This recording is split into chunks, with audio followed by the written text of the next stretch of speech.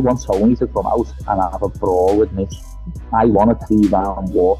I want to look like Anthony Pettis at the end of the fight with Tony Ferguson, and I want to make Tony look like he did against Gaethje. I want a war. A lot of people have said like maybe this is a lose-lose situation for Paddy. This is a lose-lose situation for me, because when I beat him, people are going to be like, oh, Tony was finished anyway. You know what I mean? He needed to retire anyway. But if the unthinkable happens and I do lose, then I'd be like, oh, Paddy's been beat by a finished Tony Ferguson. So, you know, it's one of them. It is a lose-lose situation, but at the same time, I've told you before, and I'll say it again, I'll never turn down a fight. Whatever fight gets offered to me, I take, and I got offered Tony Ferguson.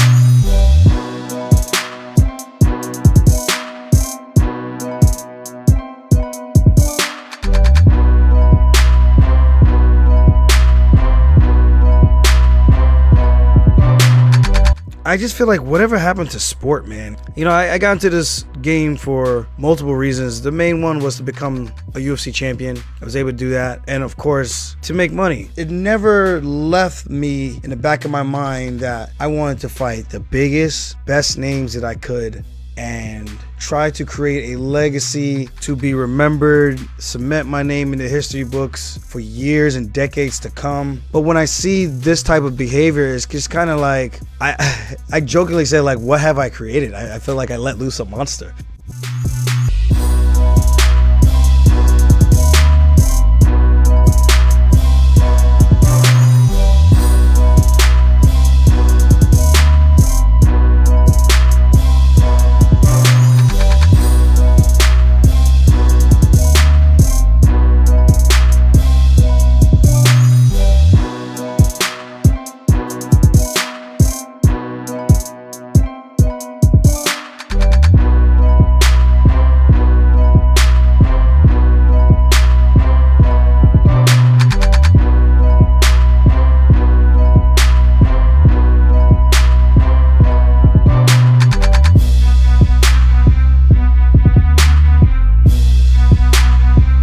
If you're just looking for eyeballs, your answer is George Masvidal versus Justin Gaethje for the BMF belt.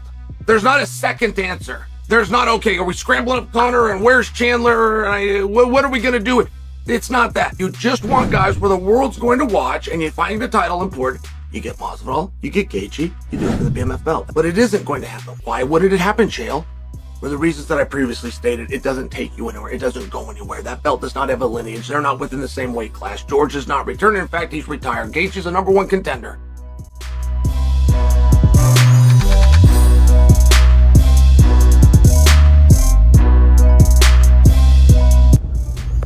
I just signed contract, 5 rounds, main event.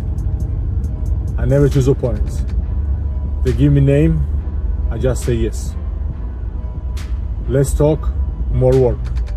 Las Vegas, I'll see you soon.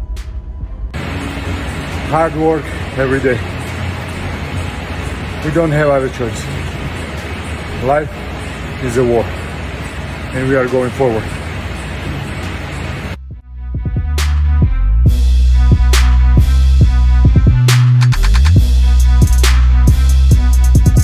Ladies and gentlemen, a mega announcement, a major announcement.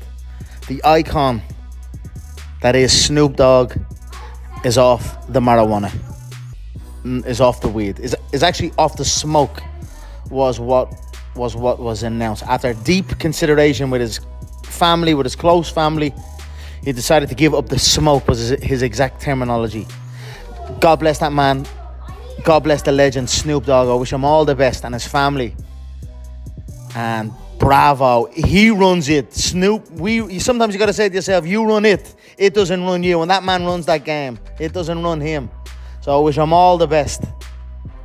And no doubt he's got it. We was in the Black Forge Inn a few weeks ago, and he had an amazing show in Ireland. And he put on an amazing show, and we smoked a little bit after it. And God bless him, what an icon. You know, I'm actually interested now that I'm just thinking of it. Is he off? He's off the smoke was the term used. Is he off? Does that mean edibles, THC edibles, maybe oils, maybe drops? Maybe he will look to wean off all of that over time. What is the approach, or is it that just a thing? That's what I would if I was to say I'm off the smoke, it means I'm off the weed, I'm off the marijuana in all forms. But either way, if it is the smoke, just the smoke, that's the way anyway, because carcinogenics into the chest, no matter what it is a no. And I'm off it now a few weeks here in the Middle East, and I'm feeling so much better for it. I've had pockets of difficulty with it, but you know, what type of athlete, what type of human being trying to get the best of themselves would inhale carcinogenics into their chest cavity? It's stupidity is what it is. And you just had to say it to yourself, do you run it or does it run you? And I fucking run it. So I dipped out of it a few weeks back, and I feel all the better for it, albeit a few pockets of difficulty, you know. But when you stick with it and, you know, begin to get the better of it, you're a different human being. And bravo, Snoop. I wish you all the best. God bless him. Legend, living legend, icon. Snoop Dogg is off the smoke. God bless you, Snoop. We don't want smoke. Yeah, no more smoke. Peace and love is what we're after, not the smoke, yeah? We're about peace. We're about love. We're about family. We're about health. We're about happiness. It's the new death row, baby. We're living to 100 plus in this bitch. God bless you, Snoop. I'm on the boat with you, and it's a motherfucking yacht. Let's go.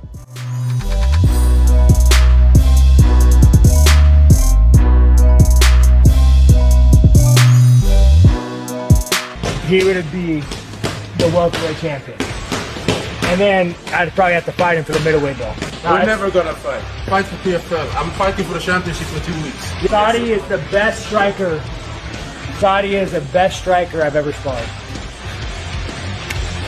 Bro, I mean, proof's in the pudding, man. Like, we've all seen your highlights. I never fight anyone that has the same style as him, but I always make sure I get rounds with him, because since I started training with him, I get so much better. Generally, when I spar Saudi, I'm like, this sucks. This sucks. Same here. Why can't I hit you, Saudi? This is bull.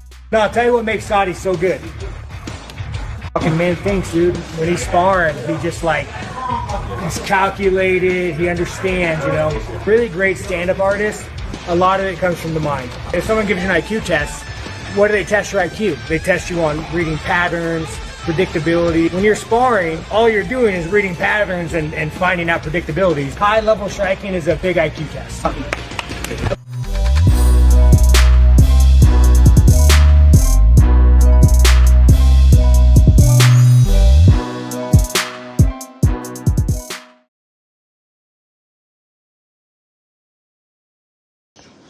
Paris, just a quick one. I've just been voted the sexiest sportsman alive for the first time. Beat Ronaldo, pipped him at the post. Get up there. You're married to the sexiest sportsman alive, according to 2,000 women. You lucky lady. Give me a special mention. The man who bred him. John Fury. Fears no man. Fears no man on earth. No matter what they've done. No matter what the accolades.